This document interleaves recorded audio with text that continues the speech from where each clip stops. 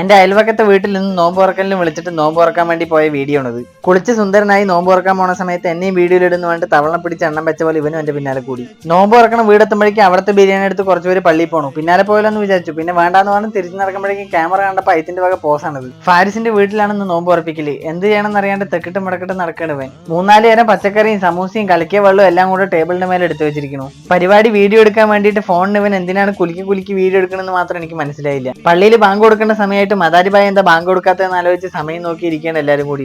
Bank കൊടുക്കേണ്ട താമസം, കണ്ണിന്റെ മുമ്പിൽ കണ്ട കിട്ടിയ വെള്ളത്തിനൊക്കെ എടുത്ത് കുടിച്ച് മുഹബത്ത് കാ ഫിറോസും കൂടെ കുടിച്ചു കഴിയുമ്പോഴേക്കും എന്റെ കണ്ണ് തള്ളി. എല്ലാ വെള്ളത്തിനെയും കൂടെ അകത്താക്കുമ്പോഴേക്കും എന്റെ വയറ് മുറുകിയിട്ട് ഞാൻ അവസാനം എണിച്ചു നിന്ന് വീഡിയോ എടുക്കേണ്ടി വന്നു. വൈകിയ വസന്തം പോലെയാണെങ്കിലും വിജയശേട്ടനും പ്രശാന്തേട്ടനും കൂടെ നോമ്പ് തുറക്കാൻ വന്നു. വീഡിയോ എടുക്കുന്ന കണ്ടപാട് പ്രശാന്തേട്ടന്റെ വിശപ്പ് നിന്നോ എന്നൊരു സംശയമുണ്ട് എനിക്ക്. വീട്ടിലെ മട്ടൻ ബിരിയാണി ആലോചിച്ചപ്പോൾ ഞാൻ ഇവിടെ നിന്ന് ചിക്കൻ ബിരിയാണി കുറച്ചേ കഴിച്ചുള്ളൂ. അതും കഴിഞ്ഞ് കുറച്ച് മുഹബത്ത് കാ ഫിറോസും കൂടെ കുടിച്ചപ്പോൾ സമാധാനമായി. തണ്ണിമത്തൻ ജ്യൂസിന് പേരിട്ടതാണ് ഇവൻ, മുഹബത്തിന്റെ ഫിറോസ് ആണ് അത്രേ.